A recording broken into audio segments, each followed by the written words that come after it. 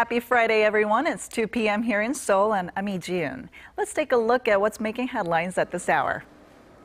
Korea posts a record low industrial output last year due to a slowing domestic economy hit hard by the April Sewol-ho ferry disaster and strikes in the auto industry. Experts on East Asia predict frosty relations between Korea and Japan this year, stemming from historical and territorial issues, despite the fact that this year actually marks the 50th anniversary of diplomatic ties between the two countries. The Islamic State claims responsibility for a series of attacks in Egypt's Sinai Province that killed at least 27 people. Korea's industrial output rose at its slowest pace ever last year as the domestic economy is still struggling to pick up a decent head of steam. Manufacturers' business sentiment also remains pretty sluggish. Here's our Hwang Jae with more. Korea posted the worst output growth last year. Statistics Korea says the country's output across all industries went up a mere 1.1% in 2014 from a year earlier. That marks the slowest pace of growth since the year 2000 when the agency started to compile related data. The agency attributed the sluggish growth to an overall downturn last year as the economy was hit hard by the Sewol-ho ferry disaster and partial strikes in the auto industry.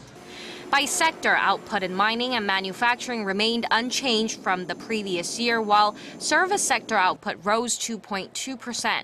Facility investment, however, jumped more than 4.5% on the back of strong investments in auto and machinery sectors. December's industrial output also rose almost 1% from a month ago after auto workers ended their strikes and factories normalized operations. Still, experts say it's hard to interpret last month's uptick as a recovery sign, as the improvement is largely because of a low base caused by the strikes. Such gloomy economic data is directly reflected in how businesses are seeing the economic conditions. The Bank of Korea says its manufacturers' business sentiment index for this month came in at 73, unchanged from a month earlier. A reading under 100 means pessimists outnumber optimists. Hwang Ji-yoon, ARIRANG News.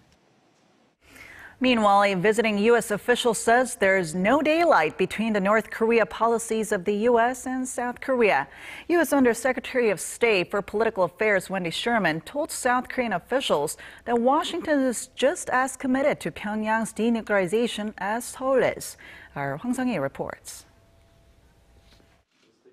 U.S. Undersecretary of State Wendy Sherman reiterated that the United States and South Korea share the same policy when it comes to North Korea. This as Washington has been ramping up pressure on Pyongyang amid Seoul's efforts to improve inter-Korean relations, raising concerns that the two allies were losing coordination. We have the same policy as the Republic of Korea does, and that is to ultimately have a denuclearized peninsula. Denuclearization is the first priority where North Korea is concerned. Following a vice minister's meeting in Seoul on Thursday, Sherman said all members of the six-party nuclear talks, aside from North Korea, are working together to see what more they can do to engage Pyongyang. The multilateral dialogue involving the two Koreas, the U.S., China, Japan, and Russia, has been stalled for more than 6 years. Earlier this month, the U.S. rejected North Korea's offer to temporarily suspend nuclear tests in return for a halt in joint military drills between Seoul and Washington. It has been urging Pyongyang to take steps towards denuclearization before returning to talks, but Sherman declined to specify what those steps were. North Korea needs to show concretely that is taking steps towards denuclearization. There are many ways to do that. And I support our special envoy in his efforts, and I'm not going to list specifics either. Sherman reiterated that Washington supports President Park Geun-hye's initiatives for inter-Korean dialogue, saying that the U.S. looks forward to the day the peninsula is unified. South Korea was the second leg of her three-nation tour, which also included China and Japan. Hwang Sung-hee, ARIRANG News. And yesterday, we told you about our former President Lee Myung-bak's revelation on North Korea's offer for talks in exchange for aid. And today, the presidential office of Cheongwade called the revelation appalling. An anonymous Cheongwade official questioned how detailing accounts of past foreign affairs, including inter-Korean dialogue, would promote national interests. The official also said the current Park Geun-hye administration believes in transparency when carrying out its foreign policies. In his new book, former President Lee revealed that while he was in office, North Korea repeatedly demanded various aid from the South in return for an apology for torpedoing a South Korean warship in 2010 and a leaders' summit. More people in North Korea are using mobile phones. The Seoul-based Korea International Trade Association released data on Friday showing that North Korea imported $82.8 million worth of mobile phones from China last year, nearly double the amount recorded in 2013. Now, it's the highest since the association began tracking import volume in 2007. And recent reports say that there has been a boost in the demand for IT devices like smartphones in Pyongyang, with the growth of the elite class there after Kim Jong-un came to power. As of June last year, the number of mobile phone users stood at 2.4 million in the secluded state, or roughly 10% of the entire population. Yet another rocky year between Korea and Japan. That's what some experts on East Asia are predicting, despite this year marking the 50th anniversary since the two countries established diplomatic ties. A poll by the U.S. Center for Strategic and International Studies found that 6 out of 10 experts expect Korea-Japan ties to remain frosty this year, and for cooperation between Seoul, Tokyo, and Washington to be sporadic. More than 20% said they think ties will actually worsen due to disputes over territorial and historical issues. A mere 11% believe the two countries' relations will improve to a degree where President Park Geun-hye and Japanese Prime Minister Shinzo Abe will hold their first summit. The survey was conducted on around 100 experts and scholars.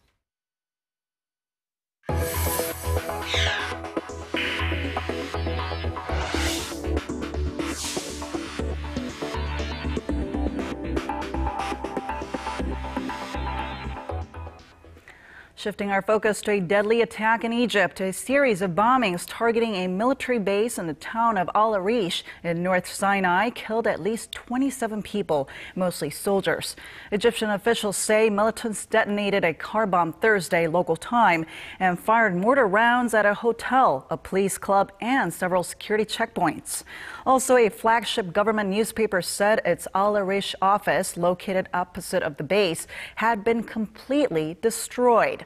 The Islamic State affiliate in Egypt has claimed responsibility for the attack.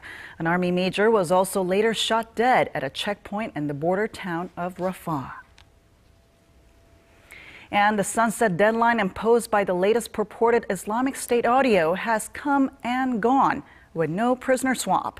Jordan held back from releasing the Iraqi fighter as demanded by IS, saying it's still waiting for the group to meet its request. Jordan requested a proof of life for the life of the Jordanian pilot, and we have not received that yet. We want to see a proof of life of the Jordanian pilot, and then we can talk about the exchange between Sajid al-Rishawi and the Jordanian pilot. Separately, the spokesman also said Amman was working with Tokyo to secure the release of Japanese hostage Kenji Goto. Ahead of the deadline's expiry, the journalist's wife broke her silence to publicly urge the two governments to save her husband and father to 2 young daughters, expressing concern that this latest ultimatum could be the last. So far, there has been no response from the extremist group that had threatened to immediately kill the young Jordanian pilot it was holding if Amman did not produce the Iraqi female fighter by sunset Thursday. Duty-free shops at Korea's Incheon International Airport are doing a brisk business, thanks to Chinese tourists spending some big bucks there. Seeing an opportunity, Korean companies are vying for a slice of the pie. Our Kim Ji-yoon tells us more. Businesses big and small are in a bidding war. The prize is the chance to open a duty-free shop at Incheon International Airport. The 14 bidders this year include conglomerates such as Lotte, Silla, and Shinsegae, and smaller licensees like Donghwa. The reason for the tight competition is the duty-free shops have seen their sales jump by an average of 10% a year over the past 5 years. The sales volume of the duty-free shops at Incheon was among the largest of such shops worldwide.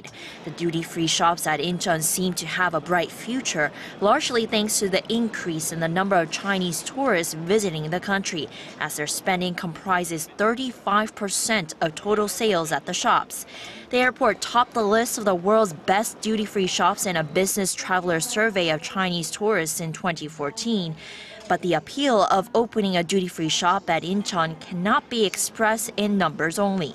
Companies are using the know-how they've gained at the airport to expand their business overseas. For example, Lotte reported sales of $3.8 billion last year at duty-free shops in airports and cities around the world, including Moscow's Sheremetyevo's Airport, Indonesia's Soekarno-Hatta, Japan's Kansai Airport, and in Guam.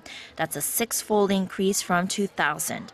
The Incheon International Airport Corporation says it will finalize which businesses win this year's round of bidding by February 28th. Kim Jeong, ARIRANG News. Well, fewer travelers are passing through Korea's main gateway than before. The International Airport Corporation said Friday that the number of passengers transferring at the airport dropped 6% last year to 7 million, which is 460,000 less than in 2013. The company says a lower number of Chinese and Japanese passengers passing through Incheon on their way to other international destinations seems to have caused a decline. Chinese airline companies are now offering more non-stop flights to the U.S., while Tokyo's Haneda Airport also opened international routes to 13 new destinations, upping the total to 16. Incheon airport authorities are concerned that this could put the airport a step behind in the race to become the hub for Northeast Asia. Korea's main stock exchange has been taken off the list of state institutions. With the delisting, the Korea Exchange will be able to implement an alternative trading system and pursue overseas operations in the future. The Finance Ministry says the Korea Exchange met the requirements to be delisted after fixing its lax management and cutting welfare benefits to employees by nearly 70%. The former Lee Myung-bak government put the Korea Exchange on the list of public institutions back in 2009, just 4 years after it was founded. Now, safety should always come first, and the Korean government is trying to live by that by educating more young people on public safety. It's planning to strengthen student safety education programs and offer more hands-on training. And our Park Ji-won reports from the city of Taebaek, where one of Korea's biggest safety training centers is located. Since last year's tragic ferry disaster that claimed hundreds of innocent young lives, people have pointed to the lack of public safety education in Korea. In response, the nation's education ministry is aiming to strengthen public safety education for students. The nation grieved over the Sewol-ho ferry tragedy. Life and safety are top priorities for the Park Geun-hye administration, and we aim to give students public safety education to prevent such a tragedy from recurring. Although the current law stipulates that students undergo 44 hours of public safety education per year, only 6 of those hours are related to disaster prevention. And most of the time is spent in lectures with few opportunities for hands-on training. So on Thursday, the education minister paid a visit to Korea's largest public safety education center located in Taebaek, Gangwon-do Province to take a tour. The facility, called 365 Safe Town, provides hands-on training from life-saving techniques to three-dimensional disaster simulations. The ministry is considering establishing MOUs with safety awareness facilities such as this to provide kids with public safety education that's both fun and effective. More than ever, we need to raise awareness about public safety among students. We will introduce policies so that public safety awareness facilities like this can be part of students' education. This month, the Education Ministry will also designate 51 schools nationwide as locations for a pilot program for public safety. Park Ji-won, ARIRANG News, Taebaek. Well, for those of you planning to go on a trip to an urban area anytime soon, this new report called the Safe Cities Index is something you might want to keep an eye on. Topping the list as the safest city in the world is Japan's Tokyo.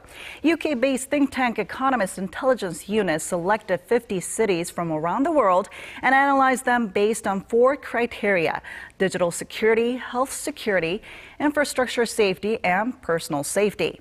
Asian cities like Singapore and Osaka and European cities like Stockholm and Zurich took up some of the other top spots. Meanwhile, Korea's Seoul ranked 24th on the list. The Australian Embassy here in Seoul celebrated the country's biggest holiday, Australia Day, with a special event filled with food and culture. Our Connie Lee takes us there.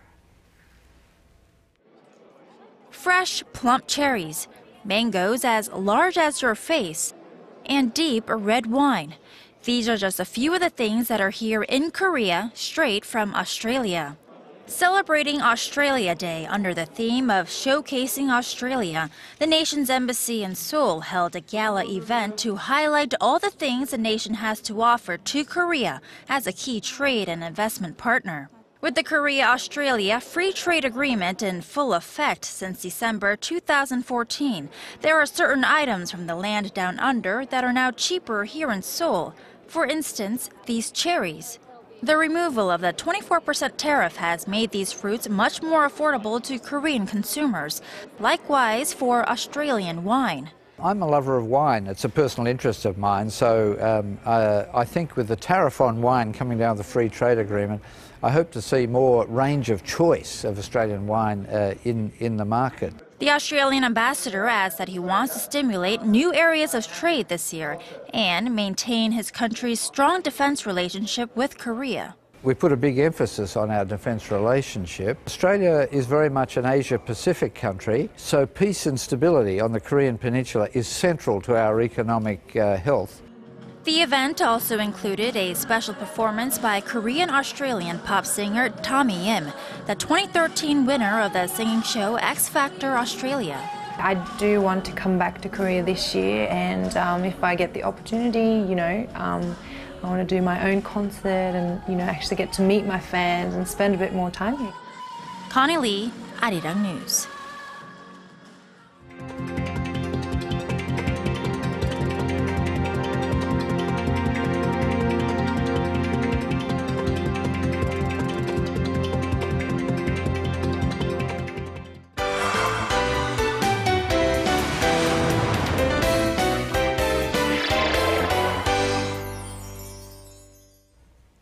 The Busan International Film Festival, the biggest film event in Asia, has found itself in the midst of a controversy following a request by Busan City for the festival's director to step down. As the story has developed over the past week, so too has speculation behind the scenes about the reason for all this drama. Now here to fill us in on the sensitive issue is our film critic Piers Conran. Hello. Good afternoon. So first, to start off, can you tell us how it all got started? Sure. So this story kicked off about a week ago. It was late last Friday when word circulated in the media that Lee Ji-yoon, the director of the Busan International Film Festival, had been asked to step down from his post. And the alleged reason behind this is an audit that was carried out by Busan City last month, and they cited kind of the negative results of this audit as the reasons behind this request for him to step down. However, this wide speculation is that the real reason is the screening of a controversial documentary at last year's edition in October, and so people have felt that that was the real reason behind this request. Okay, by that, do you mean the controversial film, the Sewol-ho documentary that you're talking about? Absolutely. So ahead of last year's festival, the Busan mayor, So Byung-soo, had asked for the festival to remove one of the films that listed in their program, and that film is The Truth Shall Not Sink with Sewol, which in Korean is simply called Diving Bell. And this is a movie, of course, it's a documentary about the Sewol disaster and of course it does implicate some kind of government and media problems surrounding the tragedy, and so the city wanted them to take away the film, and they refused to, citing, of course, creative freedom to do what they want as an artistic event. And so the film did screen. It was a big media event when it did screen, and of course, so we can assume that that went ahead at the evident displeasure of the mayor. Okay. Well, what happened after the Busan city asked him to step down? Well, immediately he refuses to step down, and he was very steadfast. He called the situation absurd. He felt that there was no reason for him to kind of have to kind of fall on his sword, as it were. And of course, his colleagues at the festival and generally the festival at large, or the industry at large, have stood behind him to support him. Now, on Saturday, the Busan city, they issued kind of a statement which kind of explained, without going into detail about what the results of the audit were. They said that there were concerns about the growing budget of the festival, which has in recent years reached about $11 million on an annual basis, and also the large size of the permanent staff. I mean, while there's a lot of seasonal staff for a festival, they do have 38 regular members of staff. But of course, this is an enormous event, and but the big one here was that they were not happy that the festival had not been sharing selections with the executive committee. Now, the Busan mayor is the chairman of the executive committee, and many other city officials from Busan act on that committee. However, the committee has no creative input on the festival, and so this is kind of, I think, where a lot of the problems have arisen. Well, I'm kind of wondering, maybe, how did the festival react to all these allegations? Well, as I said, they did stand behind the director, and they issued their own statement on Monday, which were basically refuting the claims that the Busan city had put out on their own statements. And at the same time, they were asking for the city to provide an official document, kind of where they could really list their grievances in an appropriate manner. At the same time, a joint statement was published by 12 organizations from the film industry. These are various guilds representing directors, producers, and whatnot, and some other organizations. And they issued a statement, again, kind of condemning the city for having asked this, and asked them to retract this demand for a resignation. They felt that it was certainly an act of retaliation. They saw it as an act of censorship. Again, believing this was all to do with this screening that went ahead, rather than the other claims from the audit. And they felt that the mayor is overstepping his boundaries as the executive committee chairman. There was also talk of film industry professionals boycotting the festival coming up this year, which will be in October again, and also of using Busan as a film location, which is a very popular location for films, of course. And there's even been talk of a protest happening at the Berlin Film Festival next month. Wow, I mean, it seems like all these things are happening so quickly, but I guess what's the latest on this controversy then? It has unfolded really, really fast, and I guess the next step, what happened was on Tuesday. Officials from Busan City and the festival, they met, they had kind of a sit-down, they thrashed things out, and a compromise was reached, or at least kind of a tacit one for the moment. I wouldn't go so far as to call it a truce, but following this, it appears that the festival director will not be stepping down, and he will resume his duties in preparation for what is to be actually the 20th edition of the festival, so quite a big event. He said that he was in a statement following that meeting that he would work together with the festival, and was, felt bad that this problem had been created. At the same time, that while he did agree with some of the mayor's problems, he did not fully agree with his views. So we'll see kind of what happens with that. Well, would you call that a resolution, though, to this whole controversy? I'd say far from it. I think this is going to be an issue that's going to go on for a while. People in the industry are really up in arms about it. It's censorship, and people are really just not happy about that, of course. And they feel that while a compromise may be reached, that compromise may veer towards censorship, because we don't really know what's going to happen yet, and people are very concerned about that. It's really important for a film festival to maintain its creative expression, its artistic freedom. Otherwise, it can't really be a proper platform. At the same time, if the festival loses any kind of freedom like that, it's bad news for the whole artistic scene in Busan in general, and so that it seems like a regressive tactic. So there were many concerns about this documentary screening, but ultimately, it's an important thing for this to happen, and we'll see how things happen. But I certainly hope that we won't see too much government interference in the festival's affairs in the future. Yes, we'll keep an eye on what happens from now on with this controversy. But thanks for coming in today, Pierce. My pleasure.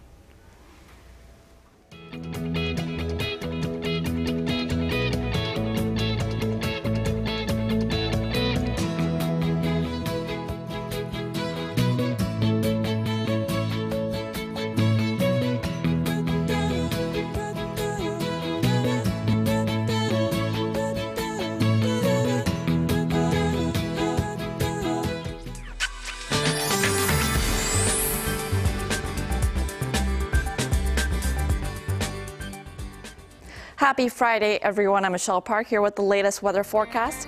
We are already near the end of January and today's temperatures are at the seasonal average.